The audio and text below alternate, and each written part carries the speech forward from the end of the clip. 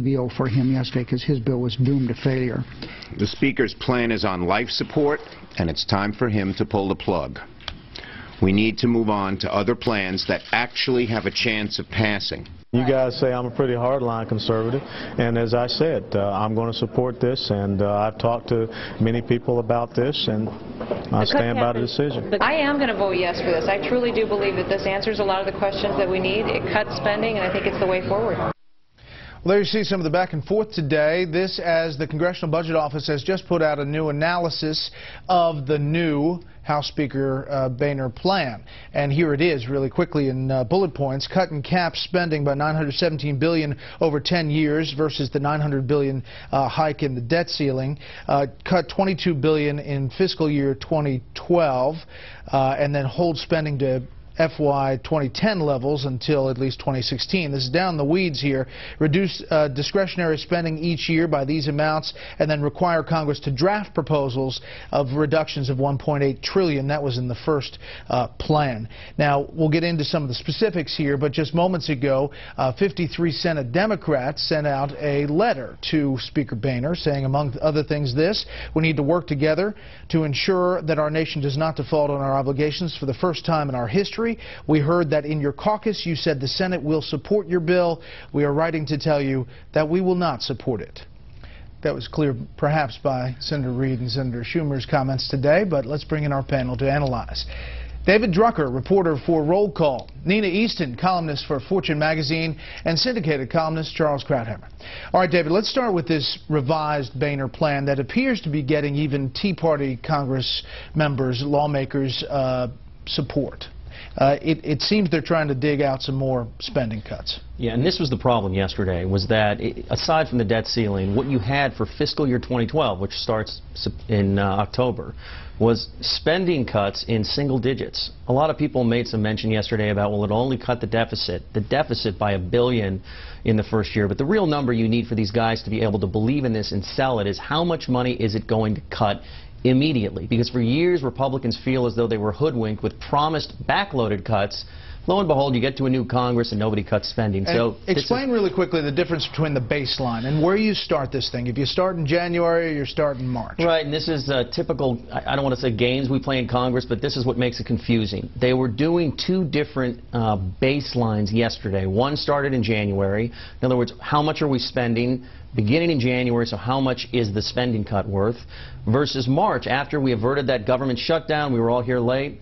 They cut some spending, and so when you went with the March baseline, you found out that the Boehner plan cut a lot less in spending in fiscal year 12, the year coming up. As did the Reid plan. As did, yeah, well, the Reid plan ended up with its own problems, including it can't get out of the Senate because you can't get any Republican right now to support it.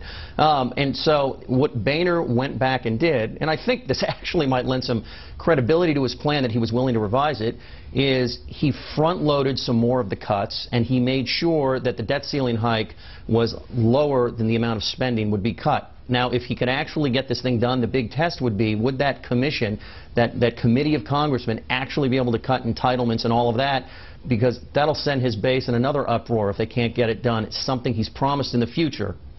Yeah. That's what's next. Although, Nina, when you hear Alan West and Kristi Noem and others coming out of these meetings behind closed doors embracing it, it seems like they're whipping Republicans pretty well. There was a sea change from yesterday, and that's the political impact of the numbers that David's talking about, is that he had an incipient rebellion on his hands. Harry Reid and the Democrats in the Senate were counting on that. I mean, they were counting on this plan to implode yesterday. Boehner, to his credit, kept his ranks in line, and most of them actually rallied around him today. That was a big moment for him.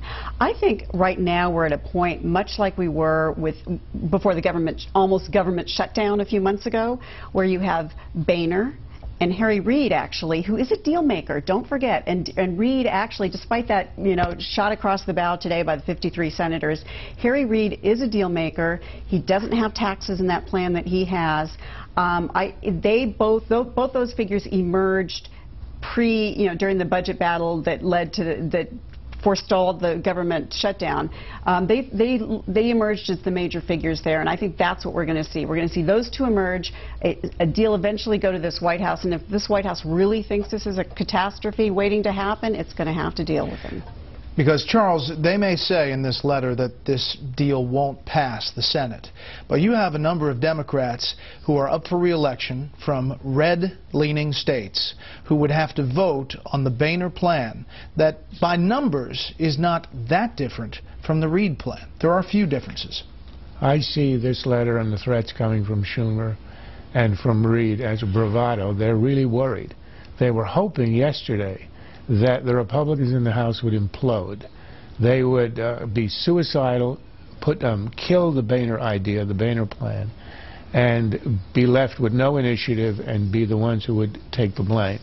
Instead, it looks as if there's every indication now that the House Republicans are going to get together on this. They're going to squeak by, get the required majority, and pass the Boehner plan. That will put the spotlight on the Democrats in the Senate. Then they're now on the defensive if that happens. The Republicans will seize the initiative. The blame is now shifted entirely on to the Democrats. They are trying to scare the Republicans away with a letter saying it's dead on arrival. Well, it's not going to be dead on arrival. What Reid will have to do is to add a curlicue or two, some kind of amendment, something on it, so he can at least say it's an amalgam. It's a compromise between the Reid plan and the Boehner plan, which would allow the Democrats you were talking about, the ones who are going to be up for re-election next year, and the president, who has issued what I think is a phony a veto threat. I'm sure that if it reaches him, there's no way he'll be able to actually do that. So that would be the protection. The president will say, well, there was a compromise. It wasn't the Boehner plan. Therefore, I can sign it. David, we're just getting word from Chad Pergram up on the Hill that the Rules Committee is going to meet tonight at 7:30 to prep this bill for a vote tomorrow. It's possible they're still counting heads, likely to do a vote after the markets close, one would think, because they don't want to see something go down as we saw in TARP. Correct. But if that happens, if they get it through, the onus goes to the Senate Democrats. And what are we looking at? We could be Saturday, Sunday. We're looking at Monday. Yeah, if this thing ends up in the Senate, then I would expect that it would be filibustered by the Democrats. You need 13 Democrats to get to 60 votes to break the filibuster, figuring you have all 47 Republicans. And I agree with Charles. Harry Reid, at heart, is a deal maker, and by the way, very talented at putting together pieces of a legislative puzzle. And I think that they would find some way to try and make this both palatable to enough of his members so that it could then go back to the House and still pass. And I would say that if Reid is able to do that in a way that works, you can probably get some Democratic votes in the House. And I agree, the President is not going to veto anything that hits his desk between now and August 2nd, 3rd, or 4th. He won't do it no matter what they're telling you. Nina, last thing, we've been in the weeds for much of this panel, but to take it back out, the prospects for this big deal, this huge $4 trillion deal, they're not good. That's what I was going to say. I mean, the big question still to be decided is not, you know, these questions of cuts. It's also the short-term, long-term issue, which raises political issues. Do we do all this after the election or before the election? After the election? Huge political implications on this, and those are the big decisions that have to be decided by Reid and calculations that he's going to have to be making in the next couple days. Next up, more on the economy and the debt.